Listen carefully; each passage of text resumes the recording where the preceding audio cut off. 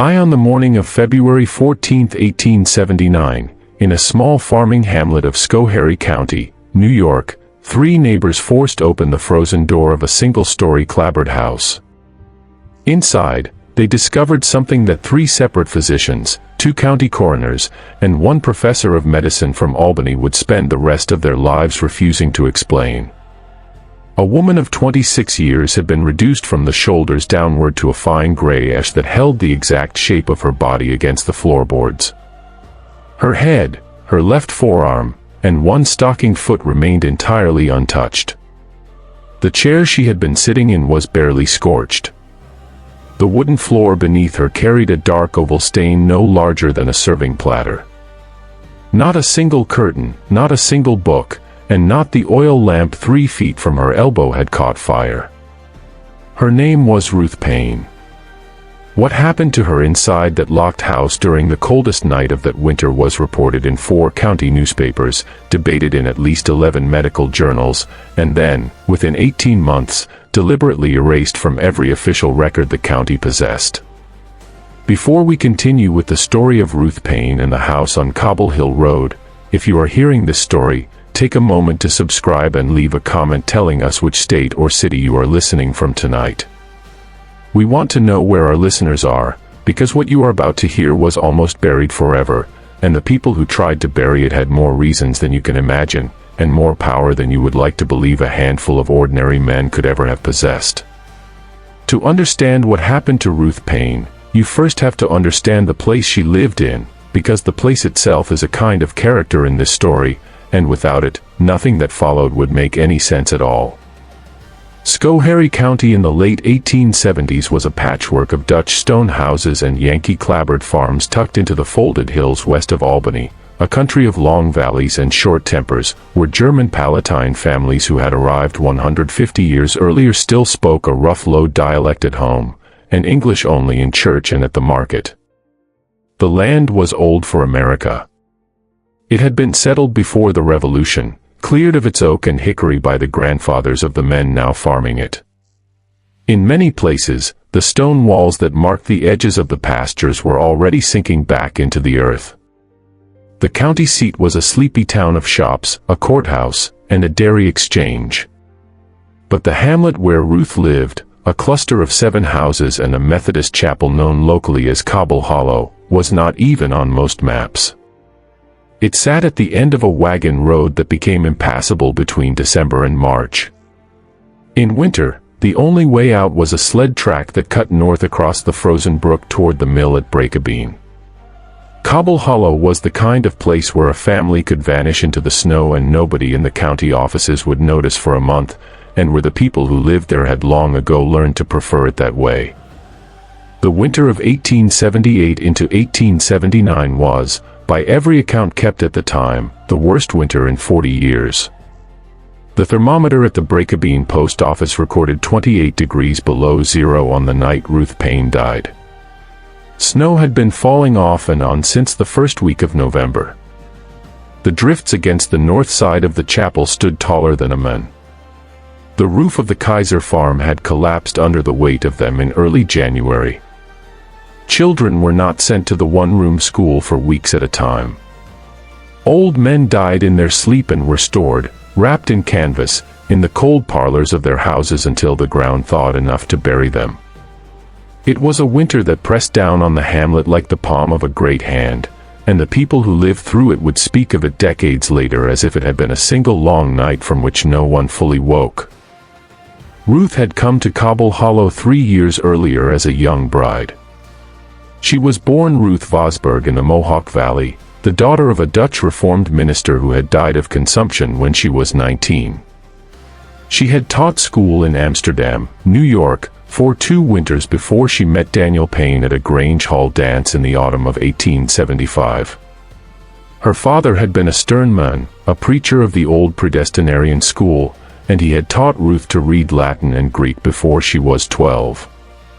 Her mother had died when Ruth was 5, leaving behind a single daguerreotype of a dark-haired young woman in a lace collar, and a small collection of poetry books that Ruth carried with her, tied in a bundle with a ribbon, everywhere she went for the rest of her life. Daniel Paine was 9 years her senior, a widower with a stone farmhouse and 90 acres of pasture inherited from his father, a quiet man whose first wife had died in childbirth 2 years before. He was, by all the accounts that survived, a decent and hard-working farmer, a deacon of the Methodist chapel, a man who drank nothing stronger than cider and who was known in the hamlet for the patience with which he broke his own horses to harness.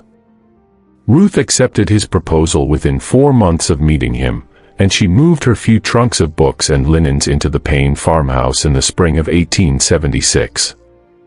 Those who knew her in Cobble Hollow described her in the same careful phrases that farming communities reserved for women they cannot quite place. She was too educated for a farmer's wife, they said. She read books late into the night by the kitchen lamp, and the yellow light of that lamp could be seen from the road until 2 and 3 in the morning, a small, steady square against the enormous darkness of the surrounding hills. She kept a journal in a cedar box beside her bed. She had studied French at the Amsterdam Academy, and she corresponded through letters that traveled by mail, coach and rail with at least 3 women in Albany and 1 in New York City whose names did not appear in any church register in the county. She was not unfriendly. She attended the chapel every Sunday morning, sitting in the 3rd pew from the front with her gloved hands folded over a small black prayer book. She sang in a thin, surprisingly sweet soprano that carried over the deeper voices of the farmers around her. She brought preserves to the sick. She taught the small Cobble Hollow Sunday school class of 7 children. And the children, by the account of one woman who had been among them and who lived until 1937, adored her with a peculiar fierce loyalty that rural children reserve for any adult who treats them as if they might one day be interesting. But she was not, the neighbors would later tell the coroner, quite one of them. There was a stillness in her that they did not know what to do with. There was a way she had of looking at a conversation from a little distance, as if she were listening for something underneath the words, that made the older women of the hamlet uneasy without their being able to say why. And there was something else, something that only 2 of her neighbors would say out loud, and only after a great deal of hesitation, and only after the doctor from Albany had sat across from them at their own kitchen tables and asked the same quiet, patient questions 3 and 4 times over. In the last 6 months of her life, Ruth Paine had changed. She had grown thinner. Her cheekbones, which had always been prominent, had become sharper. There were dark hollows beneath her eyes that had not been there the previous summer. She had stopped wearing her wedding bonnet to church, replacing it with a plain black shawl drawn up over her head in the manner of a much older woman. She had been seen twice walking alone along the frozen brook at dusk in weather that no sensible woman should have been walking in, her arms wrapped tight around her body and her breath trailing white behind her in the cold air. On 3 separate occasions, the woman who lived in the nearest house, a widow of 62 years who had buried 2 husbands and raised 5 sons, and who did not, by her own description, miss very much of what went on in the hamlet, had heard raised voices coming from the Paine farmhouse in the hours after midnight. Ruth's voice, the widow said, and Daniel's voice, and sometimes a 3rd voice, a man's voice, that the widow did not at first recognize. The widow had, on each of those 3 occasions, stood at her own bedroom window in her nightgown and looked out across the snowy yard toward the Paine house. She had seen, on each occasion, a single square of yellow light burning in the kitchen window. And she had seen, on each occasion, shadows moving across that light in a way that she would later describe as resembling a slow and terrible dance. And she had gone back to bed each time and pulled the quilt up around her shoulders and pretended, each time, that she had not heard anything at all, because a widow of 62 in a hamlet of 7 houses does not interfere with what happens in another woman's kitchen in the middle of the night, even when the sounds coming through the winter air are sounds she does not want to hear. She would regret that silence, she would later tell Dr. Ten Eyck on the back porch of her own house on a July afternoon, for every remaining day of her life. But regret, she would add in the same breath, was a poor kind of penance, and the Lord would judge her for what she had not done the same as he would judge the others for what they had. The morning of February 14th began for Daniel Paine at 4:15, when the cold woke him in the upstairs bedroom and he discovered that his wife was not in the bed beside him. This, by itself, was not unusual. Ruth had been sleeping poorly for weeks, and she had taken recently to going downstairs in the small hours of the night to sit by the kitchen stove and read. Daniel dressed in the dark, pulling on wool trousers over his long drawers, lacing the heavy boots he wore against the cold of the farmhouse floors. He came down the narrow staircase with a kerosene lantern held out in front of him. The house was entirely silent. The parlor, as he passed through it, was dark and still, the sheet-covered furniture looming like pale, crouching animals in the lantern light. The kitchen door, at the far end of the parlor, was closed. Daniel later swore, under 3 separate examinations by 3 separate officials, that when he opened that kitchen door, the room beyond was cold, not merely cool, as a farmhouse kitchen often was in the hours before dawn, but bitterly cold. The cold of a room in which no fire had burned for hours. The stove, a heavy cast-iron Union box stove with nickel-plated trim that Daniel had bought at the county fair in 1876, had gone out sometime in the night. The oil lamp on the table was extinguished, its wick black and curled. The window above the dry sink was clouded with a thin film of frost on the inside of the glass, and fern-like crystals had grown across the lower panes in delicate, repeating patterns. And in the rocking chair beside the stove, where Ruth habitually sat in the mornings to drink her tea, there was a shape that his mind at first refused to accept as a shape. He said that he stood in the doorway for a long time, he did not know how long, holding the lantern he had brought down with him, before he understood what he was looking at. His wife's head was leaning back against the chair's spindles, her eyes closed, her dark hair loose about her shoulders. Her expression in the flickering lantern light was entirely peaceful. Her left arm lay draped over the arm of the chair, the hand white and intact, a small silver ring on the 4th finger, the ring her father had given her on her 16th birthday. Her right stocking foot was extended forward as if she had been in the act of rising. And everything else, everything between the base of her neck and her ankles, was gone. In its place, filling the seat of the rocking chair and spreading across the floorboards in a neat oval that measured, the coroner would later record, 31 inches by 19 inches, was a deposit of fine pale gray ash. The ash held at its center the unmistakable curve of a rib cage, the suggestion of a pelvis, the bent line of a femur. It was, Daniel said, as if his wife had been poured into the chair and the chair had kept the shape. He did not scream. He did not run. He stood, he said, for what felt like a very long time. And then he turned around, walked back through the front parlor, opened the front door, and walked the 3/4 of a mile through knee-deep snow to the house of Widow Brewer, and asked her in a voice she described as utterly calm if she would be so good as to come and look at something. The widow came. She was not a woman who required much persuading when a neighbor appeared at her door before dawn. She brought with her the hired men from the adjoining farm, a Palatine German named Jost Kaiser, who had been awake in the barn already, milking his cows by lantern light. Jost brought his younger brother Hendrik, who rode the sled track north to Breakabeen to fetch the doctor. By 10 in the morning, 4 men and the widow were standing in the Paine kitchen, and none of them could speak. The kitchen by daylight was almost ordinary. It was a square room, perhaps 14 feet on a side, with a plank floor worn smooth by 3 generations of Paine feet, a large pine table in the center, a dry sink against the east wall, a cupboard against the north wall containing the household's modest collection of dishes, and the cast-iron stove against the south wall, its belly still cold, its door closed, the small brass draft lever at its base still open to the position Ruth must have set it to before she fell asleep. Above the stove, on a wooden rack, hung a row of copper pans polished to a dull shine. Beneath the window curtained with unbleached muslin stood the rocking chair.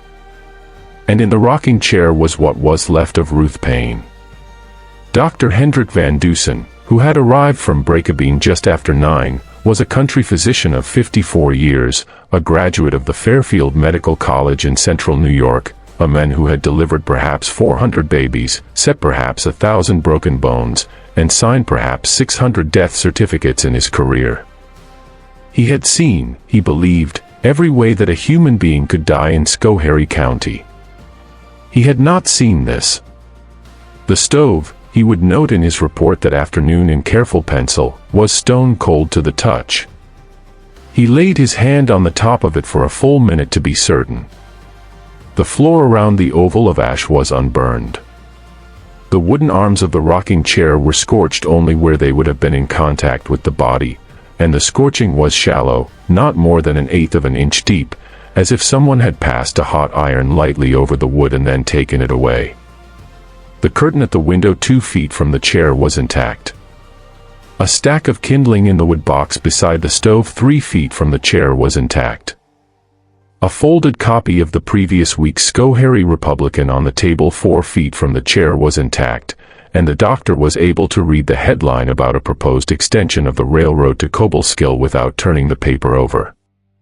And Ruth Paine's head, hair, face, and eyelashes were, the doctor wrote in the careful hand of a man trying very hard not to commit himself to any conclusion he could not defend, perfectly preserved. As if she had fallen asleep in her chair and never woken up. There was no grimace of pain, no soot on her cheeks. The small silver cross she wore on a chain around her neck had fallen back into the neckline of her nightdress, what was left of it, and the chain itself was intact and bright. The temperature required to reduce a human torso to calcined ash is not a matter of medical opinion, it is a matter of physics. A cremation furnace in the year 1879 operated at a minimum of 1,400 degrees Fahrenheit and required between 2 and 3 hours of sustained directed heat to reduce a body to the condition in which Ruth Paine had been found. No fire of that intensity could have burned within 3 feet of unscorched wood. No fire of that duration could have left her face and hair untouched. And no fire known to medical science in the winter of 1879 could have confined itself so precisely to the soft tissue of a single human trunk. The doctor closed his notebook.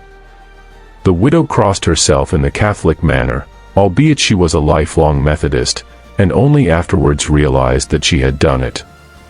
Jost Kaiser, who had fought at Gettysburg as a boy of 19 and had seen men burned in the aftermath of that battle, walked outside into the snow and was sick against the side of the barn. When he came back inside, his face was gray, and he did not meet anyone's eye. There was a discussion that afternoon among the men in the kitchen. Dr. Van Dusen wanted to send for the county sheriff. Jost Kaiser, whose English was rough but whose judgment was sound, agreed. Daniel Paine, sitting on a stool in the corner of the kitchen with his hands folded between his knees and his eyes fixed on the floor, said quietly that he did not want his wife's body, what was left of her, to become a public spectacle. He said she had been a modest woman. He said she would not have wanted to be stared at. He said, in the same quiet voice, that he believed the affliction that had taken her was an affliction of a nature, a medical accident of a rare and terrible kind, and that the proper authority to consult was not the sheriff, but the coroner, and that the coroner could make his determination without the presence of curious neighbors. Dr. Van Dusen, who had watched Daniel closely through this speech, later wrote in his private letter to a colleague in Utica that he had never, in 30 years of country practice, seen a recently widowed man speak about his wife's remains with such precise and premeditated calm, and that if he had been a man of suspicious temperament, he might have taken that calm itself as a kind of evidence. But he was not a man of suspicious temperament. He was a tired country doctor in the middle of the hardest winter of his life, standing in a kitchen where something impossible had happened. He did what tired country doctors in such circumstances usually do. He accepted the husband's wishes. He sent Hendrik Kaiser north again on the sled track, not for the sheriff, but for the coroner. And he sat with Daniel and the widow and Jost in the front parlor of the Paine farmhouse, with the kitchen door closed and a sheet draped over the rocking chair, until the coroner arrived late that evening, by which time the ash had begun, in the dry cold air of the kitchen, to sift very slightly through the cracks between the floorboards. In the weeks that followed, the story of what had happened in the Paine kitchen spread through Schoharie County the way cold spreads through a stone wall, slowly and from every direction at once. The Schoharie Republican ran a short notice on February 16 describing the death as a sudden misfortune of unexplained cause, and expressing the condolences of the community to Deacon Paine. The Cobleskill Index, 3 days later, described it as a probable apoplexy followed by accidental fire, which was the diagnosis that Dr. Van Dusen had settled on after 2 sleepless nights, and which he himself did not believe. The Albany Argus, which had a correspondent in the county seat and was willing to risk a little sensationalism, printed a longer piece on February 22 in which the word combustion appeared for the first time, qualified carefully by the adjective spontaneous. The piece was reprinted in edited form in 3 other regional papers over the following week. The story might have ended there, filed away as a curiosity in the back pages of a county paper, if it had not been for a physician from Albany named Dr. Cornelius Ten Eyck, who read the Argus piece over his breakfast coffee on the morning of February 23, and by that same evening was on the train west with a leather satchel full of instruments and an unshakable conviction that he had just been handed the case that would make his career. Dr. Ten Eyck was 44 years old, a professor of forensic medicine at the Albany Medical College, and a man whose professional ambition was matched only by his contempt for country doctors. He had, in the course of his career, published 7 papers on unusual modes of death, including a widely cited study of accidental poisonings among factory workers in Troy, and a controversial monograph on the subject of asphyxiation in infants of the urban poor. He had been waiting for more than a decade for a specimen of what the medical literature of the time referred to as preternatural human combustion. There had been, by the count of the medical journals of 1879, some 30 documented cases in Europe and North America across the preceding century, almost all of them involving elderly women, heavy drinkers, and confined spaces. The case of the Countess Cornelia Bandy of Cesena in 1731 was the canonical reference cited in every medical textbook. Ruth Paine, at 26 years old, a teetotaler, and a woman in visibly good health only days before her death, did not fit the pattern. That, for Dr. Ten Eyck, was precisely the point. He arrived in Cobble Hollow on the morning of February 25, 11 days after Ruth's death. He traveled from the Breakabeen station by hired sleigh, wrapped in a bearskin robe, his satchel at his feet. He would later describe the approach to the hamlet as the strangest visual impression of his adult life. The snow had begun again during the night. The 7 houses of Cobble Hollow stood in a rough line along the frozen brook, their dark roofs frosted white, their chimneys smoking in thin gray plumes. Beyond them, the hills rose in a series of long pale folds under a sky the color of slate. There was no sound except the creak of the sleigh runners and the breath of the horse. Not a dog barked. Not a child shouted. The hamlet looked, he wrote, like an engraving from a German fairy tale, the kind in which something terrible has just happened inside one of the small, tidy houses and no one has yet noticed. He was met at the door of the Paine farmhouse by Daniel, who had not, as far as anyone in the hamlet could tell, wept once in the intervening 11 days. Daniel was a tall man, 6 feet and some inches, with the long, slightly stooped frame of a man who had spent most of his adult life bending over plows and fence rails. His hair was sandy brown, thinning at the crown, combed severely back from a high forehead. His eyes were pale blue and widely set, and they had in them, Dr. Ten Eyck noted in his first diary entry about the case, the particular flat quality of eyes that had stopped expecting anything. Daniel shook the doctor's hand, took his coat, and led him through the parlor into the kitchen without speaking a word that was not strictly necessary. The rocking chair was still there, against the west wall beneath the muslin-curtained window. The oval of ash had been swept up, placed in a sealed wooden box roughly the size of a hat box, and kept, at the county coroner's instruction, in an unheated outbuilding behind the farmhouse. The scorched floorboards had been scrubbed with lye soap but not replaced, and the dark oval stain was still clearly visible beneath Daniel's boots. Dr. Ten Eyck set his satchel on the pine table and looked slowly around the kitchen. As he looked, he began to notice things that the country doctor had missed, things that would, in the weeks to come, unravel the entire story. He noticed first that the rocking chair was not in its natural position. It had been moved at some point before Ruth's death, perhaps 3 feet forward from the wall, into an open area of the kitchen where there was no obvious reason for anyone to have placed it. The natural position for the chair, given the layout of the room and the habitual warmth of the stove, was against the wall where it now stood, but the faint wear patterns on the floor showed that it had been dragged forward and then returned. He noticed that the cupboard directly behind the chair, a tall pine cupboard with 2 upper doors and 2 lower doors, contained in its lower compartment a set of ceramic jugs that were, when he opened the door and lifted one, far lighter than they had any right to be. Daniel, when asked what had been in them, said that they had held coal oil for the lamps, but that he had used up the supply during the long nights of the winter. Dr. Ten Eyck, who had counted the jugs and noted their combined capacity, did not say what he was thinking. He noticed that the floor beneath the rocking chair, where the scorched oval stain was not at the center of the kitchen but offset, pushed away from the stove and toward the window.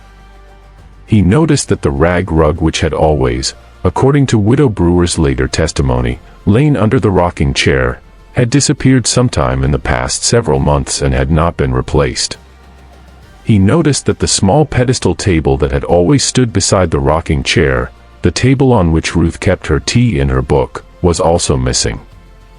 Daniel said he had broken it up for kindling. In a winter as hard as that one, no one found this remarkable. Dr. Ten Eyck made a small careful note in his pocketbook and said nothing. Dr. Ten Eyck, over the course of the next 3 days, measured every surface in the kitchen, collected samples of the ash, interviewed Daniel, Widow Brewer, Jost Kaiser, and the minister of the Methodist chapel.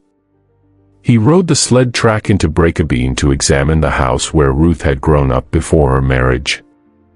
He spent an afternoon in the small records office at the county seat examining the deed books, the tax rolls, and the marriage register for the past 10 years.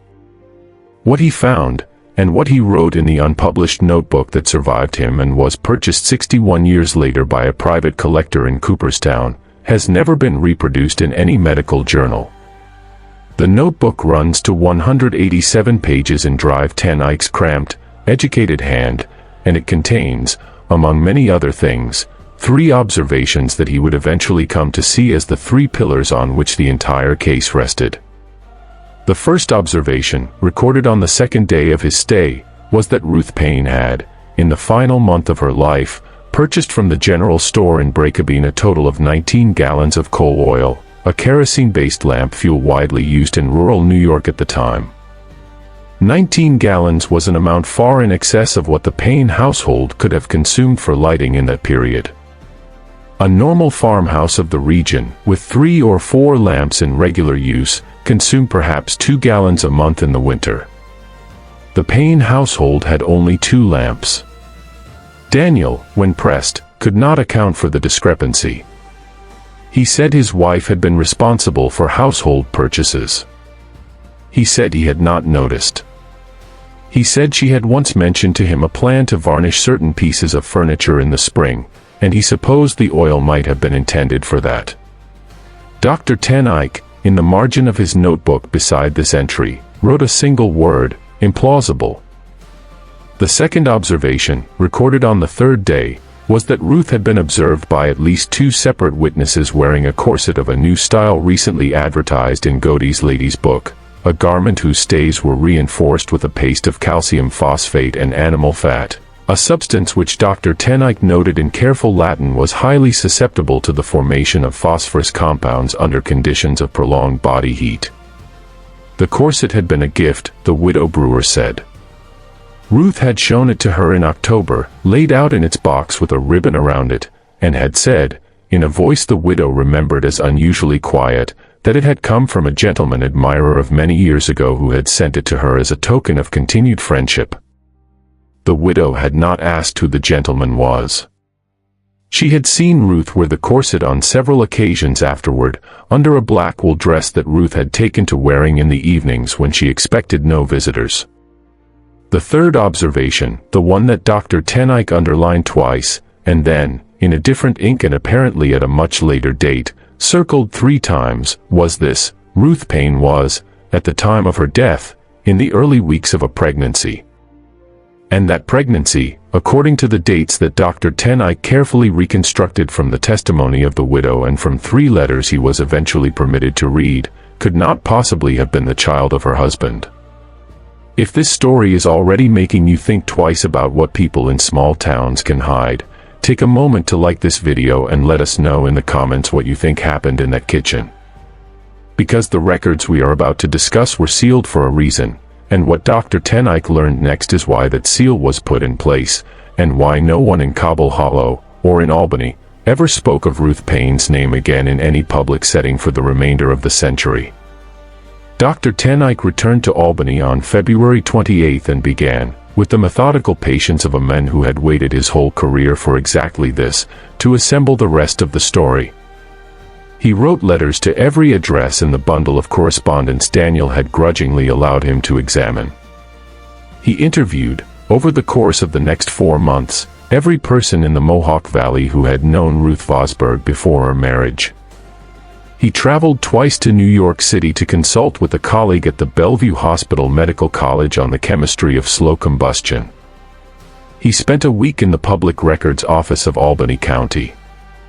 He sent a young assistant to copy out from the dusty ledgers of a small printing shop on State Street every name that could be recovered from the account books of a certain quarterly publication printed there between 1870 and 1875. By the end of the summer of 1879, he had constructed a picture of Ruth Paine's life that was, to anyone who had known only the quiet minister's daughter and dutiful farmer's wife of Cobble Hollow, almost entirely unrecognizable. Ruth Vosburgh, before her marriage, had been a member of a small and discreet society in Albany that met in the back rooms of that same printing shop on State Street, and that described itself in the letters Dr. Tenike was permitted to copy as a circle for the advancement of rational womanhood. The circle was composed of teachers, a handful of unmarried daughters of merchant families, 2 journalists, and 1 physician, a woman named Dr. Harriet DeForest, who had taken her medical degree in Geneva, Switzerland, some 20 years earlier, and who practiced without a license from the state of New York in a consulting room above a milliner's shop on Broadway. The circle read the works of Frances Wright and Margaret Fuller. They corresponded with a similar society in Boston and with a smaller group in Rochester associated with the memory of the suffrage movement. They produced on a small hand press in the back room of the printing shop a quarterly pamphlet called The Reasoned Voice, of which no complete run survives in any public library. And in ways that the surviving letters only hint at, they provided certain forms of practical assistance to women of the city who found themselves in circumstances that the law and the churches of Albany would not officially acknowledge. What exactly those forms of assistance were, Dr. Tenike was careful not to set down in writing even in his private notebook. But from the pattern of the letters, from the particular professional credentials of Dr. DeForest, and from the fact that 3 of the women named in the account books of the printing shop had died in the intervening years under circumstances officially recorded as female complaints, any reader of the notebook who understands the medical realities of the 1870s can draw his own conclusions.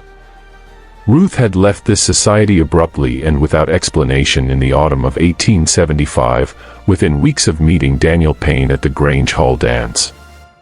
She had, Dr. Tenike came to believe, left because she had been seen at a meeting of the circle by a man who had recognized her and who had threatened, in some manner that the surviving letters do not make entirely explicit, to expose her. Who that man was, Dr. Tenike could not at first determine. But one of the letters he obtained, written to Ruth by Dr. DeForest in November of 1878, 3 months before Ruth's death, contained a single sentence that would eventually lead him to the answer. The sentence read, in its entirety, "I fear, dear Ruth, that the gentleman from Cobble Hollow has not forgotten you. And if he should come to the house on Broadway again, I cannot promise that I will be able to send him away a second time. Asterisk. And the gentleman from Cobble Hollow was not Daniel Paine. Daniel Paine, at the time the letter was written, had never been to Albany in his life. The gentleman from Cobble Hollow was, as Dr. Ten Eyck confirmed through the laborious process of tracing property deeds and court records in the Schoharie County Archive and cross-checking them against the commercial directory of the city of Albany, a man named Augustus Voorhees, 48 years old, a textile merchant who owned a substantial summer house 3 miles from the Paine farm, and who spent the months of June through September in the hamlet every year. Augustus Voorhees was a man of considerable local reputation. He was the third generation of a Dutch mercantile family that had been trading wool and cotton out of Albany since before the War of 1812. He was a member of the Albany Chamber of Commerce, a trustee of 2 banks, a communicant of the Second Reformed Church, and the owner of a 4-story brick house on Washington Avenue in the better part of the city. He was married to a woman of fragile health who rarely left the Washington Avenue house, and he had 3 grown daughters, all married to respectable men. He was, by every measurable standard of the 1870s, a man of unblemished public character. He was also, and this was the detail that made Dr. Ten Eyck set down his pen and sit for a long time staring out the window of his study in Albany on the evening of July 2, 1879, the uncle of Daniel Paine's first wife. He was the man who had introduced Daniel to his first wife 12 years earlier at a family picnic at his summer house in Cobble Hollow. He was the man who had paid out of his own pocket for the carved marble headstone that stood in the Cobble Hollow churchyard over the grave of that first wife. He was the man who had, by the testimony of Widow Brewer when Dr. Ten Eyck pressed her a second time, plain as day, been seen entering the Paine farmhouse on at least 4 occasions during the summer and autumn of 1878, always while Daniel was out in the far pasture, always staying for more than an hour, and always leaving without speaking to anyone in the hamlet. And he was the man whose voice the widow would eventually confess to Dr. Ten Eyck, in a whispered conversation on the back porch of her house on the afternoon of July 15, 1879, she had recognized as the third voice raised in argument in the Paine farmhouse in the small hours of the night 3 times in the final months of Ruth's life. Dr. Ten Eyck was not by temperament a man who jumped to conclusions. He spent the autumn of 1879 assembling what he had learned into a careful scientific monograph, intending to present it before the Albany Academy of Medicine in January of the following year.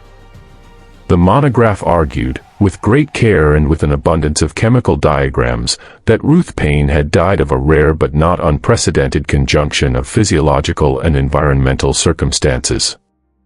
It proposed that the calcium phosphate in her corset stays, warmed by prolonged body heat and by the vapors of the 19 gallons of coal oil that had been stored, he had discovered, in the course of his investigation, in a cupboard directly behind her chair, had undergone a slow chemical transformation, producing small quantities of white phosphorus. It proposed that this phosphorus ignited, either by a stray ember from the stove or by a momentary frictional spark from her own movement in the chair, initiating a slow combustion confined to the fatty tissues of her torso, a process similar to what was then known among undertakers as the Wick effect. And it proposed in its final pages, with considerable delicacy, that the unusually low body temperature of a woman in the first weeks of pregnancy, combined with the unusually low ambient temperature of that February night, had somehow permitted the combustion to proceed without igniting the surrounding materials. It was, in its way, a remarkable piece of work. It was also, by the standards of any modern forensic pathologist, almost entirely wrong.